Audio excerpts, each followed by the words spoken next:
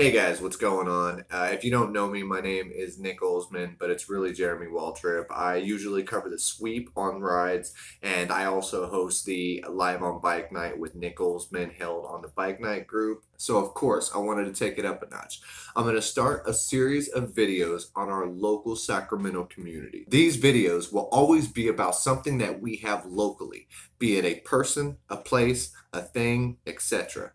If it's something that I learn about through my travels of promoting on social media, then I want to bring it to you through a new show called Did You Know? Hosted by yours truly, Nick Olsman.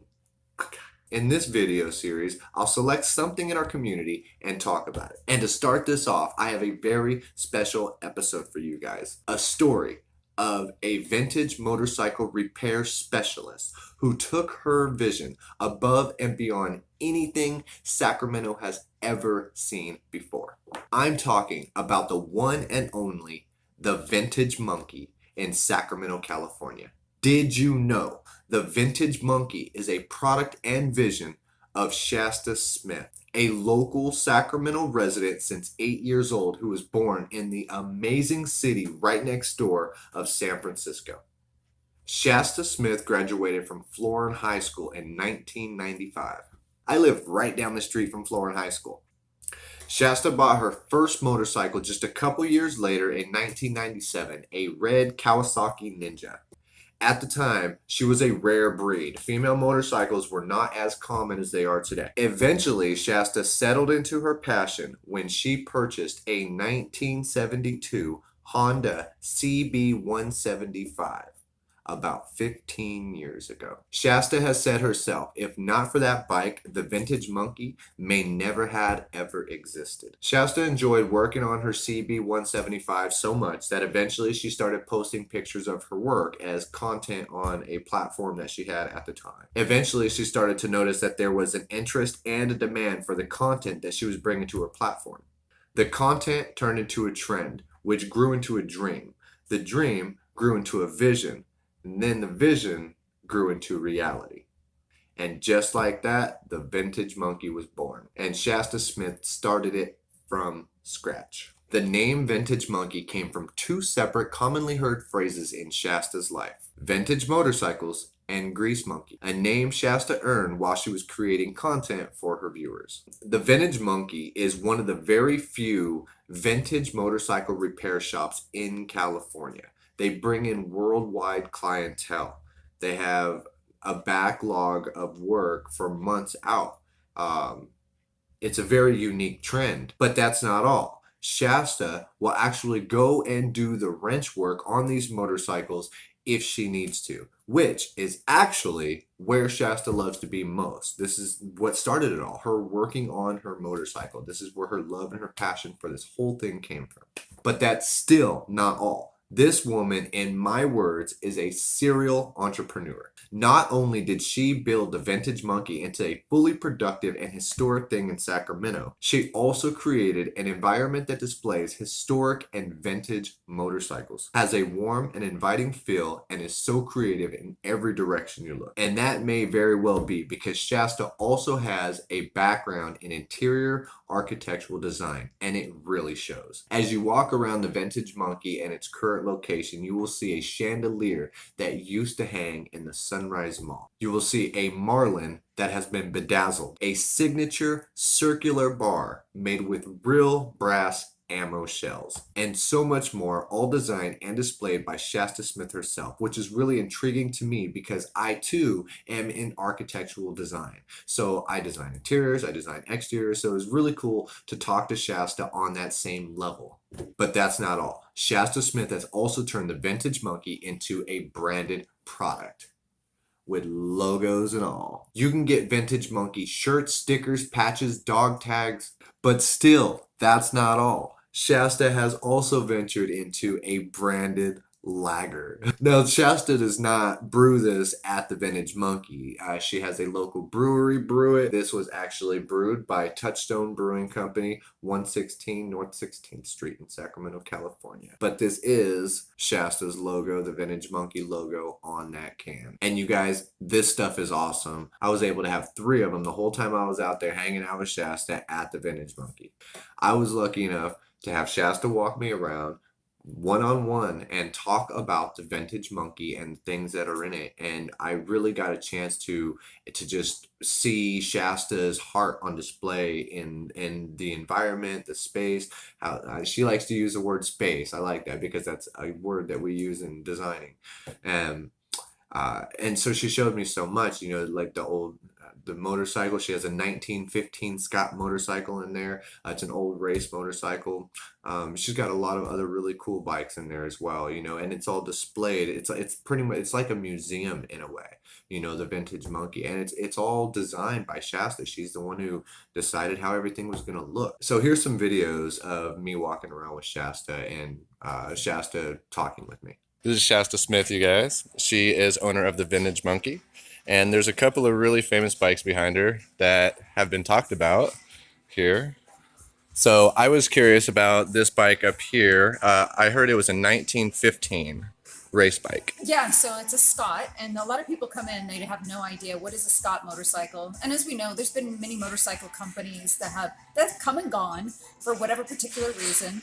And Scott motorcycle in this format here, they were actually they had innovative designs in motorcycle technology that were not used on motorcycles until much later in motorcycle designs from other companies. And so they were kind of founders in many types of technological masters in motorcycles.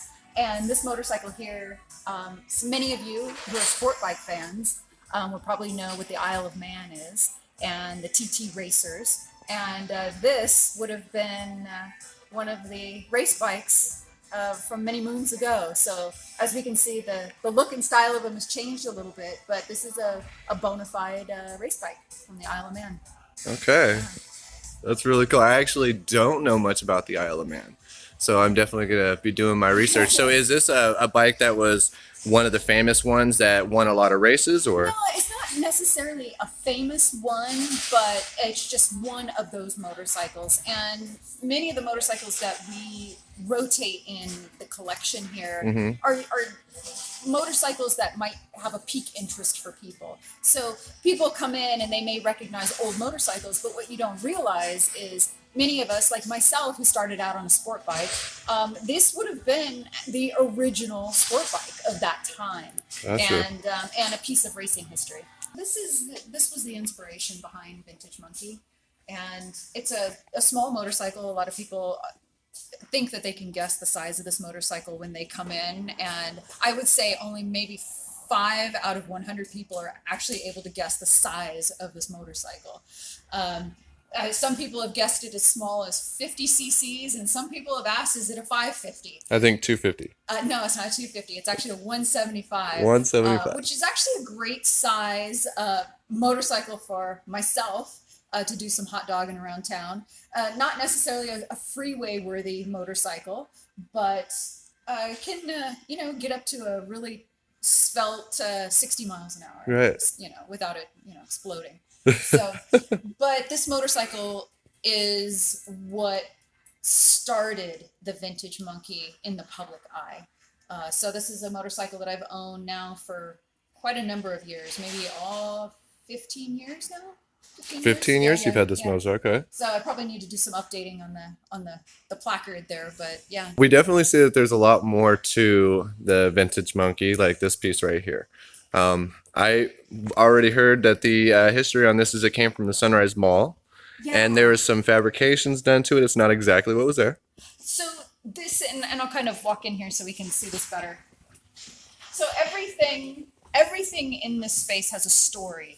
And that's always been my motto in life, is if the things that you have in your life should all have a story, whether it's people, your pets, or just tangible things in your life. So when you come into Vintage Monkey, no matter where we're located throughout the years of my life, there will always be a story. And this is just one of those stories. I'm a big fan of old motorcycles and chandeliers. Just a thing I'm a fan of. And this happens to be a chandelier from, it's a piece of Sacramento teenage history, essentially. But this would have been in the old Sunrise Mall. So I had actually a question about that. They say that teenage history rather than just the Sunrise Mall history. I say teenage history because that's where you went when you were a teenager. Oh, okay, yeah, okay, I got you. Yes, I feel that. Yes, you're right. This We would have did. been brown, it would have been brown in color at the time. It would have had globes on it. But when I got it, it didn't have the globes on it anymore. So I just did my own little resto mod. Yeah, it's really on the cool. chandelier. Yeah, I thought that was really cool, and one of the highlights that definitely had me more intrigued to get down here and see everything in here. There's been a couple of years that you've been actually on the news, featured on the news. So that's pretty intense. How was that? You did it so well. It's good. No, it's good. I've had PBS come through my door. I've had the Wall Street Journal come through my door. I've had the A&E network through my door, and it's great. I mean, it gives people a better understanding of what small businesses, because really what I tell people is I'm a small business. I just happen to be in a big building, and really all the big building is just to kind of get more people packed in here for the social aspect of it. Right. Yeah. And so the famous bar. So this bar. The famous bar. Yeah. So this goes. And these are real shells in here, you guys. Yeah, they are. It's not just a print. Glass. This bar is 30 feet all the way around, and it has 45 bar stools. And so people can sit on the inside as well? Yeah. See, I didn't know that. I was looking at from the videos and the photos, and it looks like somewhere that maybe the bartender would be sitting. No. Actually, it was designed in a circle for a reason, because a circle actually psychologically promotes friendship among people rather than a hard angle and you just sitting shoulder to shoulder. Right. And it's also a circle because we teach here. And so when we hold classes, we have our instruction in the center. Wow. And then the students sit around in the circular setting. What do you guys teach? We teach motorcycle classes. Motorcycle basics, like carb rebuild, carb theory, assembling tools and your toolboxes, and pretty much a little bit of everything when it comes organization to in there as well. I like that. That's good. That's actually, it doesn't surprise me because you guys do have the repair side. Yeah. And that was actually another question that I had, was your background in repairs. It's just something that you seem to pick up when you were repairing the starter over there? Yeah. So I get that question not often.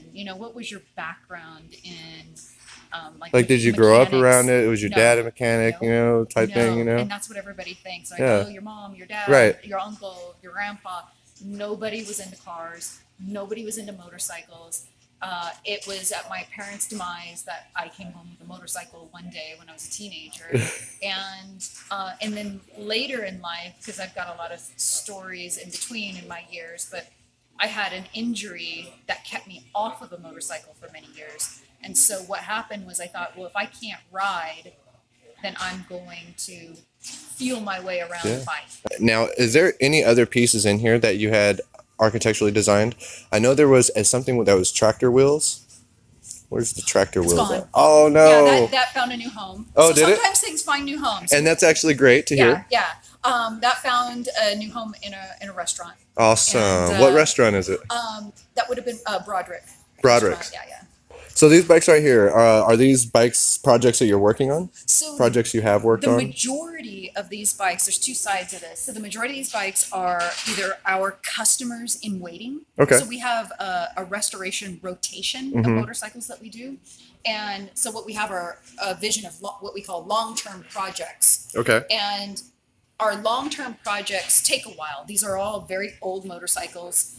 In some aspects of them, some of these motorcycles aren't even being made anymore, and so it's an availability in parts and features, and restoration in general just takes time. Yeah. So these bikes here, the majority of them here are customer motorcycles that are waiting to go into rotation. So the bar kind of looks like a strip club in a way. So there's a funny story here too. So what you can't see is the entire neon sign. Okay. So this neon sign is a Hollywood movie prop. Oh, And hey. it actually, it's down at the bottom, what you can't see, it says Hot Party Vixens. Uh-huh. And it came out of the movie Keanu. And Keanu was not an Oscar-winning film, but it was just a comedy by the comedians Key and Peele, Uh-huh. and about a cat. But anyways, this was a featured neon sign in the movie because the cat was stolen by someone who owned a strip club. Oh. And so yeah, it's not an old neon sign, but it's a Hollywood movie prop. That's very cool. So we That's just very use it as a cool. backdrop. Yeah. I love it. So I asked her, I was like, where's the bar? She's like, over there. And then your products. You have products as well. So we have like most motorcycle shops, we have merchandise too, and our merchandise is pretty much just, it's very simplistic. We do offer clothing. We do carry vintage leathers, and that's always a variety. I never know what I'm going to get in there. And then we do gift items too. Like, we have shop dogs, and so we have a line of organic shop dog shampoo. Oh, okay. In the motor oil cans, which is really fun. And just really neat stuff for people to kind of, we get a lot of visitors that aren't from Sacramento. Right. Half of all of our visitors are not from Sacramento, and then 25% of those are not even from the state of California. So we get a lot of people traveling to come visit us, and so we try to offer them something that they can take with them. Right. That's not a heavy motorcycle. Who did the logo? So the logo, I don't have some really big fancy story about it, but basically, many years ago, when I was doing just my own motorcycles in my own garage, like most of us do, I used to have a friend of mine that used to stop by and say, "Hey, how's my monkey doing? How's my monkey doing?" Meaning Grease Monkey, right? Mhm. And because I have a love of vintage, when that's really how that came together. So I put the vintage and monkey together, Yeah. because people look at the logo and they're like, "Is that a monkey? Is that an ape? What is it?" And I was like, "Well, technically, the legend has it the monkey's actually me." Right. So it has my racing number 5 on there, and so yeah, my friends that used to say that to me also did the artistic rendering of it as a gift. Very And so- cool. How nice. So it's very everything has a very special Yeah. meaning. Yeah, absolutely. That's really cool. So you said your racing number. Are you a racer? No. Okay. My motto is that every motorcycle should have a race number on it. But the racing number comes from the first vintage motorcycle that I fell in love with as a teenager. Mhm. And that motorcycle just happened to be a 70s motorcycle, and it had a racing number 5 on it. And so that is just a memory of the first vintage motorcycle I ever fell in love with. And so because it was a great memory, Mhm. I now, my personal motorcycles have that number 5 on there, because that's where it all kind of, that seed was Yeah. planted. Yeah, So- definitely. And that's how great things come about, Yeah. as you follow that. However you feel it, you just follow it. Very cool. So the Marlin, it's been bedazzled. Yes, exactly. It has been bedazzled. I call it my disco Marlin. So I get gifts and things given to me. Hey Shasta, do you want this or do you want that? Is there something you can do with this? And quite honestly, my dad was like, "Hey, do you want this Marlin?" But it didn't look like this when I got it. And he didn't have the heart. It didn't have any family significance or anything. It was probably someone's trophy Right. at some time, years ago. And I thought, what am I going to do with this Marlin? Well, I said, I'm going to vintage monkey it up Yeah. and give it I like things to be a conversation piece. So when people are visiting and people are having a drink here, they have something to talk about. They can look at stuff and say, that's kind of weird, or that's unique, or that's cool. And so that's my disco Marlin. And he came from many years ago. He came from Berkeley. Okay. So and now he is here, Love it. bedazzled. Yeah. It's definitely a conversation piece. So a lot of what you heard Shasta and me talking about is pretty common. You can find, she's had conversations like this with people like me who've come into the Vintage Monkey and have walked around with her and asked her about things. So those videos are out there. She's been on the news like 3 or 4 times, in good reasons. But she's been featured in the news up to 8 years ago. I found a video 8 years ago where she was in the news for the Vintage Monkey. So one of the biggest things before I met with Shasta was I wanted to prepare, and I didn't want to ask the same questions that had been asked previously. So I did my research. I hit YouTube, I hit Google, I didn't go as far as I should have into like Instagram and stuff like that. I learned more when I did go into Instagram, which gave me a lot more information to talk about. I would have had more content to ask her if I did go in there, because there was more that wasn't on YouTube or something else, or there was more that I found on Instagram that is on YouTube that I didn't know was there because it didn't say something else, Vintage Monkey or whatever. It was more directed towards Shasta Smith. And so after watching all these videos that she has already been featured in and studying the questions that she had already been asked, which already answered some of my questions that I initially had, I came up with a set of questions that I did not see nobody ask her, but things that I was curious about. My questions got more personal with her. It was not so much like about the Vintage Monkey, because she's answered a lot about that publicly already. We should be doing our research. And so I watched everything and decided that there was more to Shasta Smith than just the Vintage Monkey. Now, Shasta's very humble. And so when I said that to her, she was like, oh, it's just, what it is. But from the outside looking in, like, I see so much more there, especially because I have so much more in line with that as well. Like, I'm the business owner, I'm designer, I'm motorcycle community member. There's quite a few things right there that I connect with her on, like that. So these are a few things that I came up with that that Shasta is. First and foremost, she's a female motorcycle rider.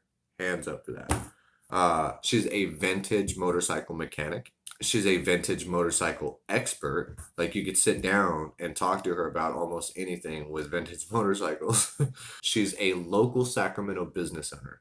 She's the owner of branded products. She is an interior architecture designer. She is an accomplished designer of classy interiors and fixtures that have been sold to places like Broderick's. She is a content creator and has been for 8+ years, raising the bar for most of us. She is a model for her brand. And one thing that I did not know when I was sitting down with her is that Shasta Smith is actually a cancer survivor, you guys.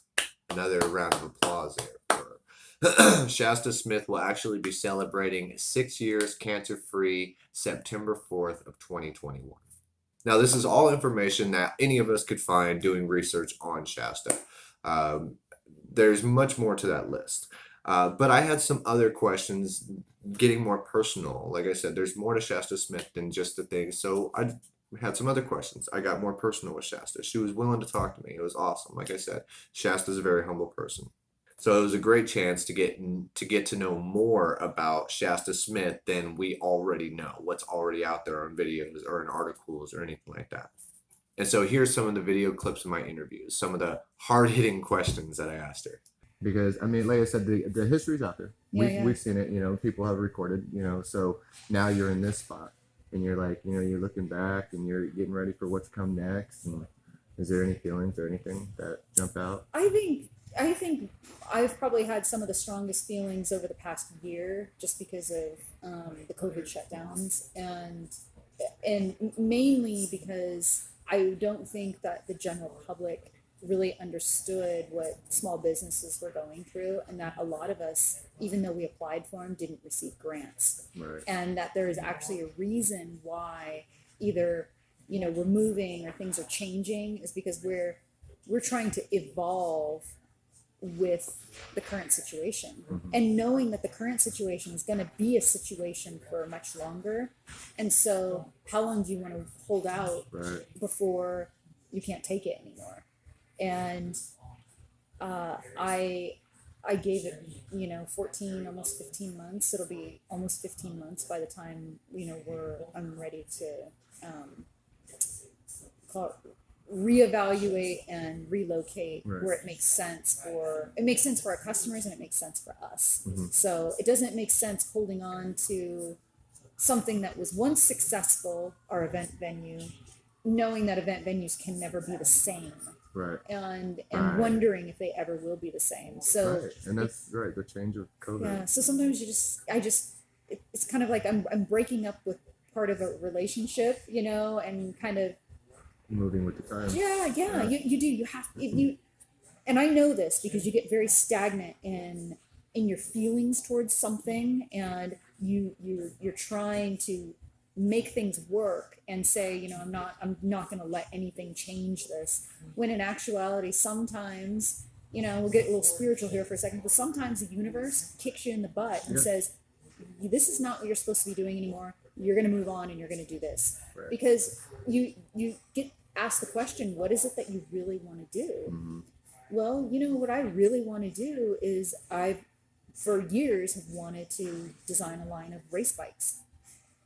Now I'm gonna do that, because now I'm eliminating something that's dragging me down, which is the event venue because it's closed by mandate, and being kicked in the butt and said, you know what, now's your opportunity. So you're gonna follow a dream. yeah, I'm following. Yeah, I am. Down, You're fortunate to when you have that awakening. Doesn't matter what you're doing, but Mm-hmm. if you have that awakening, then you get over the speed bump. And once you get over that speed bump, get over that hurdle, and you let those clouds, move those clouds out of the way, you can go full steam ahead. Right. And, I can say that with confidence right now, but if we were having this conversation 6 months ago, I'd probably be this would be a much more bitter conversation. Right. So I think I watched that. It was a couple months back. It was new for you. Everything with the COVID, hitting you. you saw that Yeah, you that could tell. interview. Yeah, that's a strong. And I'm sure a lot of business owners felt the same exact way. Oh yeah, and I felt like it was a part of my duty as a small business owner to let people know the honest truth, because I know by some I'm seen as someone who's been able to run a business successfully, and in our American culture, one thing we don't really talk about is our failures, and knowing that some failures are not our fault. There are many people that are in a business and they fail financially, their idea didn't work, and they move on. But this was a forced situation of closures that we couldn't do anything about, and the bills were still due. Yep. There's nobody saying, oh well, you don't have to pay the electrical bill. No electrical company is going to tell you don't have to pay the electrical bill. Yeah, you have to pay the electrical bill. You have to pay the water bill. You have to pay the trash bill. You got to pay the security bill. You got to pay the insurance. Right. The insurance. Even though no one's even in the building. These things are constantly reoccurring, and so the decision had to be made is what is your breaking point? And your breaking point without losing everything that you have, because the restoration shop is a successful piece of this puzzle because Vintage Monkey started with motorcycles, and then as Vintage Monkey grew, we were able to add more pieces to the puzzle to suit kind of a little bit something for everyone. Yeah, broader clientele. Yeah. Mhm.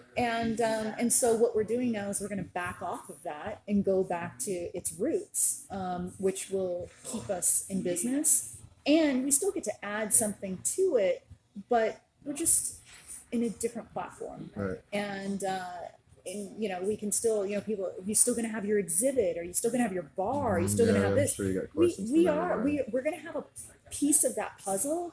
It'll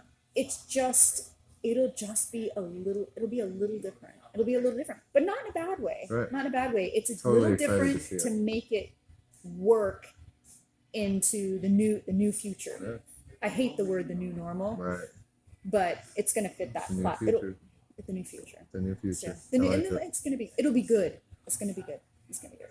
So, I know the oldest motorcycle, I believe, is going to be the 1915 right here. That's our oldest one that we have. So in is here. that also the rarest? Or is there a Well, different bike that's more rare? I guess in this platform, if we're looking for rare as far as quantity of them, I don't know of another one specifically like that one that exists. That 1915? Yeah, of that specific one. And then I think we have a couple of sprinkling of customer motorcycles that are extremely rare. Rare doesn't always mean that it's like worth a fortune. Right. It just means that it's just Super hard to find. hard to find. You may not. Yeah, even yeah. come It doesn't across always it mean ever that in your it's life like, type you know, thing, I have yeah. some people, oh, it must be worth $100,000. No, it's not Yeah, yeah. worth It just $100,000. matters the collector's Yeah. market on it. There's a motorcycle in here that is a rare one. Is it worth a fortune? No, but as far as we know, there's roughly 7 left of them in the world that are See, recorded. That's awesome. Kind of cool, right? To have one of 7 Yeah. in the world. Um, What are your some favorite places to ride? oh. Okay. We're Well, getting personal with Shasta yeah, Smith yeah. now. No, that's. I can't even remember last time someone asked me that question. Seems strange, right? And it was like motorcycle related. I will tell you this. I think one of the nicer places to ride here in Sacramento is up and down the Delta. And one of the places I actually enjoy riding to the races. It has been in the past. For when I'm working full time doing this, so it's not like, hey, I get to go Right. ride and do whatever I want whenever I want. But I would say that the evening Delta rides are probably one of the more therapeutic rides that I enjoy, especially since I ride vintage motorcycle. Mhm. I don't really have the luxury of just hopping on a brand new bike and going across country. Not that a vintage motorcycle can't do that, but Right. it's like there's a little more planning involved. So I like that. The Delta in the evening. maybe Delta in the evening. That's good for any motorcycle. Yeah, I like that a lot. So your history in Sacramento. You were born here? No, I wasn't born here. I was actually born in San Francisco, Oh. and I lived in San Love it. Francisco until I was 8. So I've lived in Sacramento since I was 8 years old. So most people would say, yeah, you're from Sacramento, and so I just went to school here in Sacramento, and raised What high my school son. did you go to? I went to Florin High, Florin High? class of 1995 Okay. in Florin High in South Okay. Sac. Yeah. No, I actually live just down the street right now Okay. from Florin High. Yeah. So I grew up in South Sacramento. So yeah. She's a South Sac girl. Yeah. South Sac proper. What's out now? What are some other things outside of Vintage Monkey and motorcycles that you're into? I would say that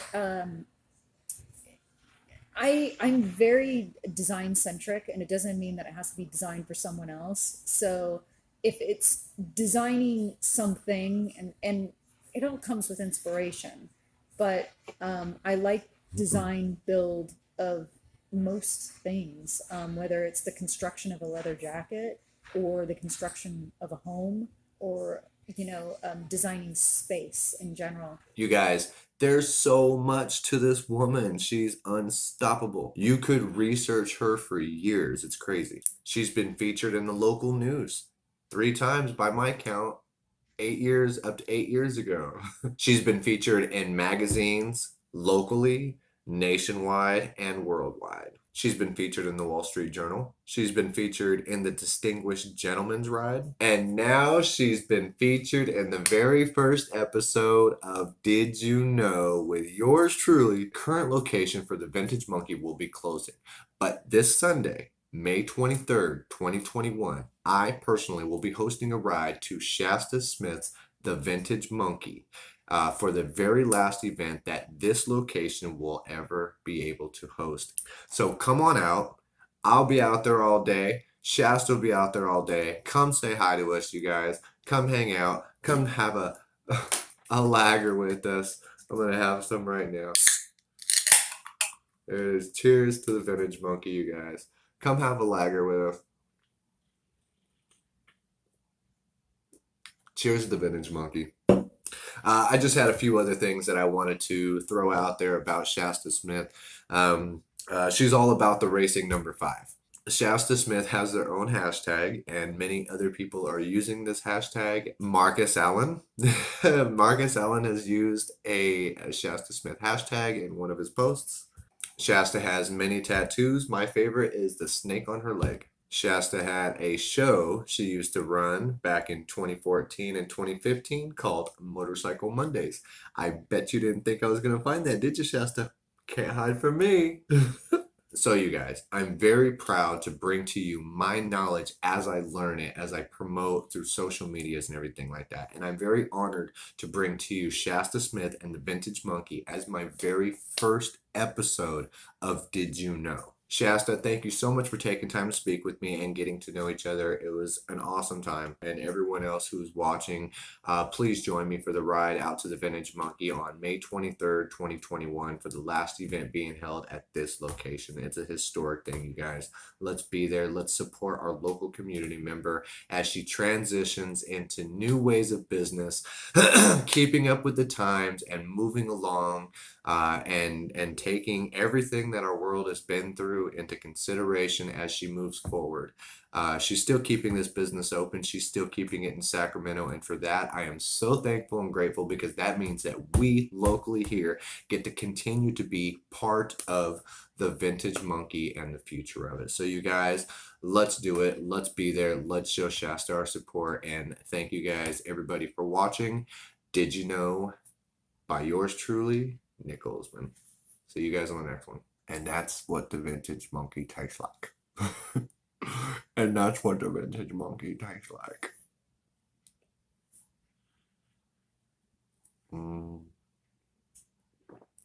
Not